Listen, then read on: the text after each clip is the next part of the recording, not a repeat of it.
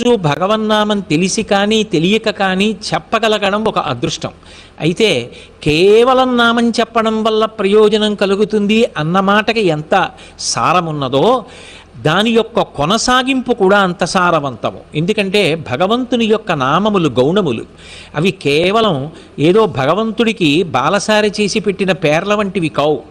ఒక్కొక్క నామం చెప్పగా ఆ నామము యొక్క అర్థమేమి అని తెలుసుకునే ప్రయత్నం చేశారనుకోండి, దాని వలన భగవంతుడు ఒక్కొక్క గుణాన్ని ఆవిష్కరించినప్పుడు, లోకాన్ని సంరక్షణ చేయడానికి ఆయన ఒక్కొక్క లీలని ప్రదర్శించినప్పుడు, ఆయా సమయాలలో ఆయన చూపించినటువంటి దయ, ఆయన యొక్క కారుణ్యం జ్ఞాపకానికి వచ్చినప్పుడు, లోకం ఆయనని కీర్తించినప్పుడు వచ్చినటువంటి పేర్లు ఆ పేర్లు, అప్పుడు భగవంతుడితోటి మనకి ఒక అనుబంధం కలుగుతుంది.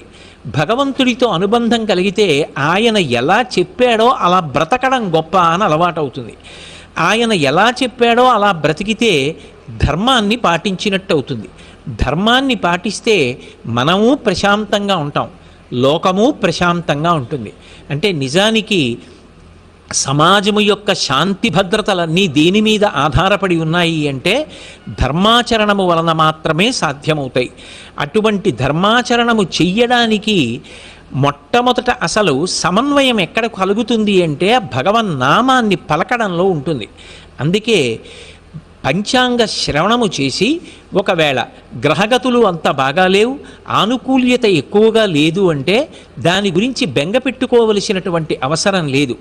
ఏ బెంగ పెట్టుకోకుండా చక్కగా భగవంతుణ్ణి నమ్ముకుని ధర్మ మార్గంలో ప్రయాణం చేస్తే వాడు చేతికి నూనె రాసుకుని పనసతొనలు తీసిన వాడితో సమానం. పనసతొనలు ఎంత జిగురుగా ఉన్నా, పనస పాలు ఎంత చేతికి అంటుకునే లక్షణమున్నవైనా, చేతికి నూనె రాసుకుని తొనలు తీసిన వాడికి చేతికి ఆ జిగురు అంటుకోదు. అంటుకోకుండా నూనె కాపాడుకుంటుంటుంది. అలాగే ధర్మ మార్గంలో ప్రవర్తించిన వాడికి భగవంతుని యొక్క అనుగ్రహం ఉంటుంది.